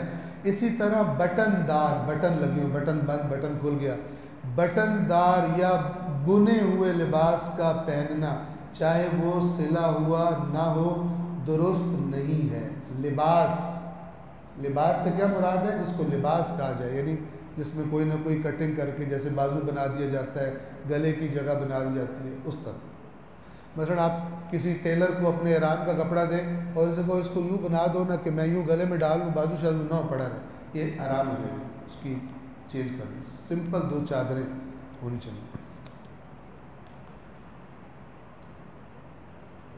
اگر مذکورہ بالا قسم کے لباس کو جو مذکورہ بالا یعنی جو اوپر ہم نے ذکر کیا ہے، جو کہا ہے نہیں پہن سکتے مرد، اگر اس قسم کے لباس کو بحالت مجبوری، کوئی مجبوری بن جائے، مثلا بیماری یا سردی وغیرہ کی وجہ سے پہننے پر مجبور ہو جائے، ایسا لباس جس کا پہننا حالت احرام میں حرام ہے، تو اس پر گناہ کوئی نہیں۔ مجبوری میں کوئی کام کر لینا جو حرام تھا حالت احرام میں، گناہ کوئی نہیں، لیکن احتیاط یہ ہے اس میں کہ ہر لباس کے بدلے ایک گوسفند یعنی بکری، بکرا، بھیڑ کفارہ ادا کرنا ہوگا۔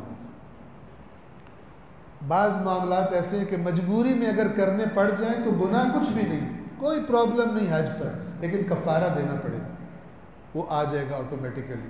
مثال کے طور پر دن کے ٹائم مرد حضرات چھت والی گاڑی میں ٹریول کریں، سائے میں ٹریول کریں، تو مجبور ہو گئے، گناہ کوئی نہیں ہے، لیکن کفارہ انہیں اس کا دینا پڑے گا، جو اس صورت میں ایک بکرا ہوتا ہے سائے میں۔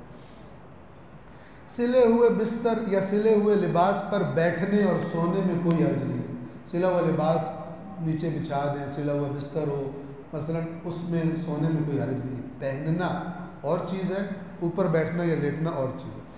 لحاف اور کمبل وغیرہ کو شانے پر رکھنے میں کوئی اشکال نہیں، یہاں پہ لحاف ڈال لیں، اگرچہ اس کے اطراف جو عموماً سلے ہوئے ہوتے ہیں کوئی حرج نہیں ہے۔ اگر جان بوجھ کر سلا ہوا لباس پہنے تو ایک بکرے کا کفارہ دینا ہوگا، جان بوجھ کر پہن لے۔ اگر سلے ہوئے کپڑے ایک سے زیادہ ہوں، مثلا شرٹ ہو، پینٹ ہو، بنیان، نیکر وغیرہ، تو ہر ایک کے لیے الگ الگ بکرا ہوگا۔ دل کرے تو آپ ٹائی بھی لگا لیں، ایک بکرا اگر مثلا دینے کے لیے تیار ہے تو جتنی چیزیں پہننے کی مثال جو لباس میں آتی ہیں، مثلا میں جوک سے کہہ رہا ہوں، ٹھیک ہے، تو جتنی چیزیں آپ پہنیں گے الگ الگ، پہننا جسے کہتے ہیں، تو وہ ہر ایک چیز کے بدلے میں ایک بکرا دینا پڑے گا۔ حالت احرام میں پیسے اور دیگر سامان رکھنے کے لیے بیلٹ، جوتے وغیرہ رکھنے والی سلی ہوئی تھیلی، ٹھیک ہے، جیسے آپ کو ایک تھیلی دی گئی وہ سلی ہوئی ہے، اس کو جوتے رکھ رہے ہیں آپ، مثلا بیگ پہ ڈال لیتے ہیں، پکڑ لیتے ہیں، اس کی بات ہو رہی ہے۔ گھڑی مثلا وغیرہ، جو یہ چیزیں جو لباس شمار نہیں ہوتی، جو چیز آپ نے مثلا کی لباس شمار نہیں ہوتی، ٹھیک ہے نا، تو انہیں پہننے میں کوئی حرج نہیں ہے۔ احرام کے اوپر پیسے وغیرہ رکھنے کے لیے بیلٹ باندھ سکتے ہیں، لیکن اس کی نیت، اسے باندھتے وقت نیت احرام روکنے کی نہیں ہونی چاہیے، بلکہ چیزیں رکھنے کی ہونی چاہیے۔ عورت کے لیے سلا ہوا لباس جس قدر وہ پہننا چاہتی ہے جائز ہے، لیکن نقاب کرنا اور دستانے پہننا جائز نہیں ہے۔ کفارہ، اگر ایسا کرے اس کا کفارہ ایک گوسفند یعنی بھیڑ یا بکرا۔ مسئلہ نمبر 6 یعنی چھٹی وہ چیز جو حرام ہے، سرما لگانا۔ سرما لگانا جس سے زینت ہوتی ہے۔ ابھی پرانے زمانے میں سرمے لگائے جاتے تھے، اب سرمے کے علاوہ اور چیزیں بڑے پتہ نہیں کیا کیا ان کے نام ہیں، اصل وہ آگے ہو، تو سب اسی میں زینت میں ایڈ ہے۔ سرما لگانا جس سے زینت ہوتی ہے، چاہے زینت کا ارادہ ہو یا زینت کا ارادہ نہ ہو، دونوں صورتوں میں حالت احرام میں لگانا منع ہے۔ سرما لگانے کی حرمت صرف عورتوں سے مخصوص نہیں بلکہ مردوں کے لیے بھی حرام ہے، نہ عورت سرما لگائے نہ مرد۔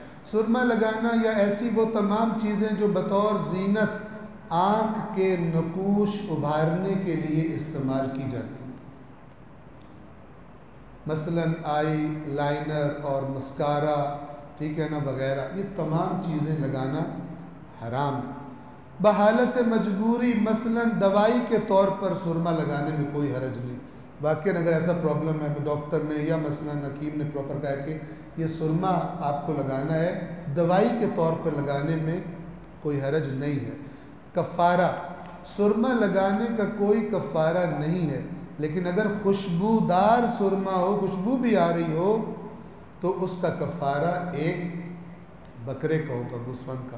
یاد رکھیں خوشبو والا معاملہ بکرے پہ ہی ختم ہوتا ہے جا کر، چاہے آپ ویٹ ٹیشوز خوشبو والا استعمال کر لیں، ٹھیک ہے نا، یا جتنی چیزیں بتائی گئی ہیں خوشبو والا معاملہ، وہ آپ کو کفارہ اس کا پھر آپ پر واجب ہو جائے گا۔ نمبر 7، 7ویں چیز جو حرام ہے حالت احرام میں، آئینے میں دیکھنا۔ آئینہ نہیں دیکھ سکتے جان بوجھ کر، غلطی سے ہو جائے فوراً نظریں ہٹا لیں، اور ایسا آپ جب جائیں گے آپ دیکھیں گے کہ ایسا ہو جاتا ہے، کیونکہ آپ مثلاً راستے میں اترے کہیں واش روم گئے، آگے شیشہ لگا ہوا تھا، اچانک نظر پڑ گئی، فوراً ہٹائیں، یعنی یہ آپ کی تربیت ہے، فوراً ہٹا لیں، چہرہ نہ دیکھیں، ٹھیک ہے نا۔ اور اسی طرح ہوٹل وغیرہ میں آپ جب گئے پہلے، جیسے لفٹ میں گئے اس میں شیشے لگے ہوئے تھے، آئینے لگے ہوئے تھے، ہٹا لیں، نیچے دیکھیں، اس کی طرف نگاہ۔ حالت احرام میں جان بوجھ کر خود کو زینت کے لیے آئینے میں دیکھنا حرام ہے۔ چہرے کے زخم یا چہرے پر لگی کسی ایسی چیز کو دیکھنا جو نقصان دہ ہو، کوئی حرج نہیں ہے، ٹھیک ہے نا۔ اگر کوئی خدا نخواستہ زخم لگا یا کچھ، اس کو دیکھنا، اس میں وہ نیت نہیں ہے جو عام طور پہ آئینہ دیکھنے کی نیت ہوتی ہے، مطلب میں بال میرے صحیح ہے، چہرہ صحیح ہے، فلان ہے، تو وہ زینت والی نیت ہوتی ہے، لیکن یہ نہیں، زخم لگاؤ یا کوئی ایسی چیز جو نقصان دہ ہے اس کو دیکھنے میں آئینے میں کوئی حرج نہیں ہے۔ حالت احرام میں گاڑی کا ڈرائیور گاڑی چلاتے وقت اس کے آئینے میں دیکھتا ہو تو کوئی اشکال نہیں ہے، وہ بیک ویو مرر میں دیکھ رہا ہے، اس میں سے اپنا چہرہ بھی نظر آ جاتا ہے مثال کے طور پہ، تھوڑا سا اس کے لیے کوئی پرابلم نہیں ہے، کیونکہ وہ آپ دیکھیں اصل میں نیت ہے اپنے آپ کو دیکھنا، اپنی طرف توجہ، وہ اللہ چاہتا ہے کہ ہٹ جائے۔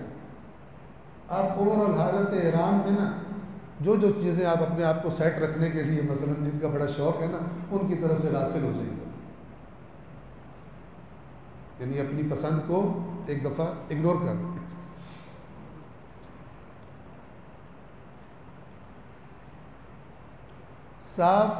صاف اور شفاف پانی یا دیگر ایسی چیزیں جن میں دیکھنے سے اپنی شکل نظر آتی ہے، آئینے میں دیکھنے کا حکم رکھتی ہے۔ سیلفی لے سکتے ہیں، ٹھیک ہے نا، سیلفی لے سکتے ہیں، لیکن اب آپ سیلفی میں اگر آپ آئینے کے طور پہ پھر وہی کرنا شروع ہو جائے تو وہی بات آ جائے گی، لیکن مثلا یوں کر کے جیسے ایک فوٹو لی جاتی ہے وہ لی جا سکتی ہے۔ کمرے میں آئینہ لگا ہونے کی وجہ سے اس کو علم ہو، پہلے یہ ہے کہ ایسے کمرے میں رہنا جس میں آئینہ لگا ہو، اس میں رہنے میں کوئی حرج نہیں ہے، کمرے میں آئینہ ہے آپ رہ سکتے ہیں وہاں پہ۔ کمرے میں آئینہ لگا ہونے کی وجہ سے اس کو، یعنی حاجی کو علم ہو کہ بھول کر اس کی آنکھ آئینے پر اس طرح پڑے گی کہ اس کو اپنی شکل نظر آ جائے گی، تو آئینے کو اپنی جگہ برقرار رکھنے میں کوئی اشکال نہیں، رہنے یعنی کوئی حتمی نہیں اوپر پردہ ڈالیں گے، آئینے کو وہاں سے ہٹا دیں، ٹھیک ہے نا، حتمی نہیں ہے، لیکن بہتر ہے کہ اگر بار بار ایسا ہونے کا اندیشہ ہے کہ اس کو کسی چیز سے ڈھانپ دے، بہتر ہے، ضروری نہیں۔ نمبر 8، اینک پہننا، اینک پہننا، چشمہ۔ حالت احرام میں زینت کی نیت سے اینک پہننا حرام ہے۔ اگر اینک زینت میں شمار نہ ہو تو پہننے میں کوئی حرج نہیں۔ نظر کی اینک جس کی نیت زینت نہ ہو استعمال کرنے میں کوئی حرج نہیں۔ جو آنکھیں ویک ہوتی ہیں تو نظر کی اینک ہوتی ہے، لیکن اب بعض اوقات نظر کی اینکیں بھی ایسی ہوتی ہیں کہ بندہ دیکھ کے حیران ہو جاتا ہے۔ اب یہاں پہ نیت کاؤنٹ کرے، اگر آپ نے اینک بھی پہننی ہے اور آپ کے پاس ہے بھی ایسی کہ جس میں نیت سے نہیں نکلتی کہ پہنوں، تو بندہ کہتا ہے میں نے بڑی زبردست اینک پہنی ہوئی ہے، تو پھر ایک سادی سی ماٹھی سی اینک اور بنوا لیں آج کے لیے، جس میں زینت کا اندیشہ نہ ہو، احتیاطاً اگر نہیں الگ کر سکتے اس زینت کی اور نیت اور خیال کو اس اینک کو پہنتے ہوئے۔ نظر کی اینک جس کی نیت زینت نہ ہو استعمال کرنے میں کوئی حرج نہیں۔ کفارہ، آئینے میں دیکھنے کا کوئی کفارہ نہیں۔ احوط وجوبی، احوط زیادہ احتیاط اور وجوبی یعنی واجب ہے کہ دیکھنے کے بعد تلبیہ پڑھے۔ اگر غلطی سے آئینے میں نگاہ پڑ گئی تو گویا کہ تھوڑی سی نافرمانی ہوئی، غلطی سے ہی ہو گئی ہے نا، فوراً کہیں ہٹائے آنکھ اور کہے لبیک اللہم لبیک لبیک لا شریک لک لبیک، یعنی غلطی ہو گئی ہے تو میں دوبارہ وہ غلطی کی طرف متوجہ ہو گئی تو میں حاضر ہوں۔ غلطی سے مثلا آئینے پر اگر نگاہ پڑ جائے، تلبیہ پڑھی اس کے بعد۔ تصویر اتارنا، حالت احرام میں تصویر اتارنے یا اتروانے میں، کھینچنے یا کھنچوانے میں کوئی حرج نہیں۔ 10ویں چیز جو حالت احرام میں حرام ہے، مردوں کا پیروں کے ظاہری حصوں کا چھپانا، وہی جوتی والا مسئلہ، پاؤں کی پشت، موزے، چمڑے کے جوتے یا ایسی چپل جس سے پیر کا اوپری حصہ ڈھک یا چھپ جائے، پہننا مرد کے لیے حرام ہے۔ آپ کو معلوم ہے ایسے چوڑی پٹی والے جوتے یا چپل کو پہننے میں کوئی اشکال نہیں، کوئی پرابلم نہیں، جو پاؤں کے پورے اوپر والے حصے کو نہیں ڈھانپتا، کچھ نہ کچھ حصہ نظر آ رہا ہوتا ہے، کافی ہے، وہ جوتا استعمال کر سکتے ہیں۔ بیٹھنے یا سونے کی حالت میں یہ بھی پیش آتا ہے، توجہ سے سن لیں۔ آپ بیٹھے ہوئے تھے یا آپ سوئے ہوئے تھے تو آپ کا احرام کا جو کپڑا ہے وہ آپ کے پورے پاؤں پر پڑ گیا، کور کر لیا اس تو پاؤں ڈھانپ لیا، پرابلم ہے؟ No problem. پاؤں پر کوئی چیز پہننا جائز نہیں، کوئی اور کپڑا پڑ جائے اس کے اوپر تو وہ پہننا ہی نہیں شمار ہوگا کہ اس نے یہ پہنا ہوا ہے پیر پر، اس نے لنگ پہنی ہوئی ہے پیر پر، تو کوئی نہیں کہے گا، گر گئی اوپر۔ تو پہننے والی چیزیں حرام ہیں۔ تو ویسے اگر پاؤں ڈھپ جائے، بیٹھنے یا سونے کی حالت میں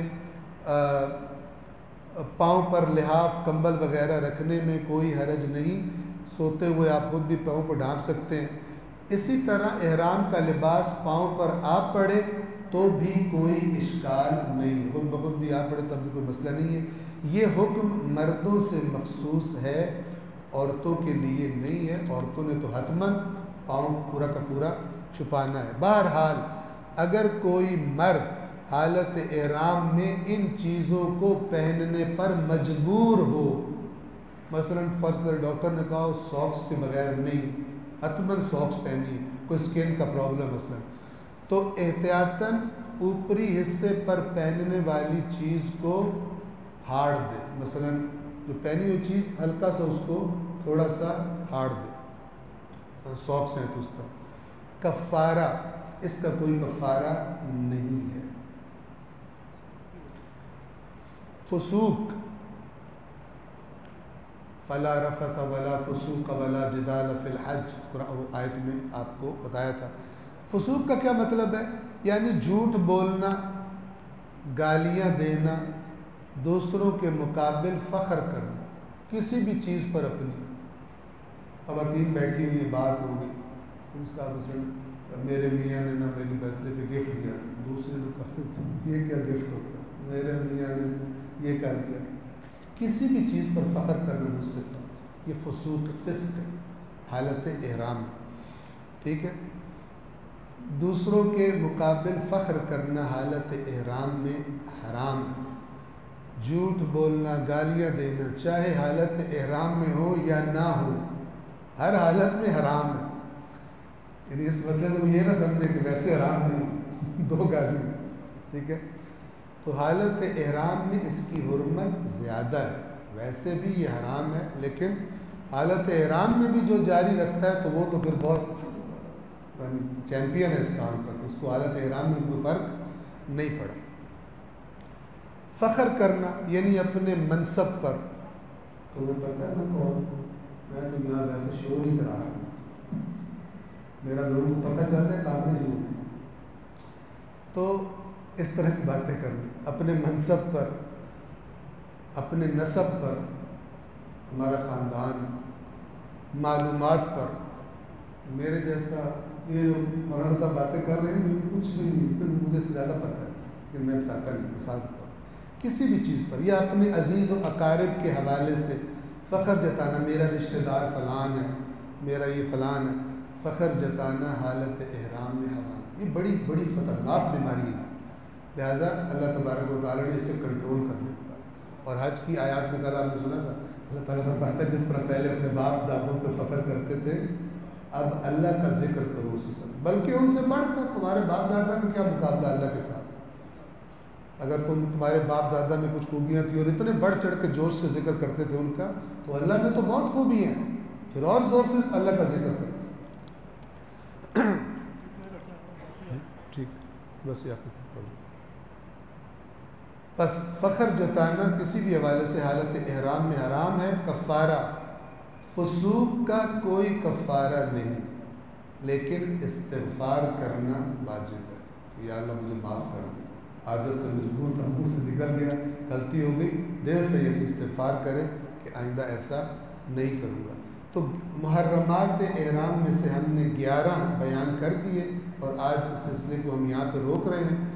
باقی ماندہ جو ہے انشاءاللہ اللہ نے توفیق دی تو اگلی کلاسز میں آپ کو ہم بیان کریں گے اور اس سلسلے کو جاری رکھیں گے۔ ایک سلوات پڑھیں محمد و آل محمد۔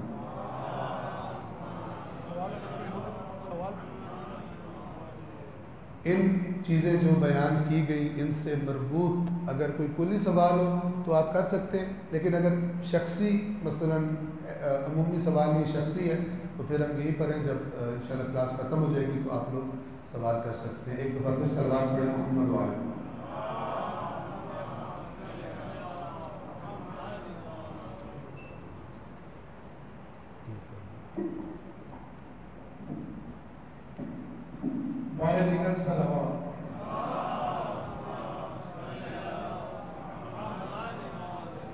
بسم اللہ الرحمن الرحیم۔ اچھا دیکھیے، جو کلاسیں ہم آپ کی کرا رہے ہیں اور جو لوگ دیکھ رہے ہیں، اس کا صرف مقصد یہ ہے کہ آپ کو جتنی تفصیل کے ساتھ، تفصیل تو خیر مراجعین کی کتابیں بہت پرانی ہیں، یہ تو اختصار کے ساتھ ہے کہ آپ کا جو شرعی مسائل ہیں وہ کسی مسئلے پر جا کر آپ کے مشکلات پیدا نہ کریں۔ تو آپ سے گزارش ہے کہ اس کو دلچسپی کے ساتھ لیں۔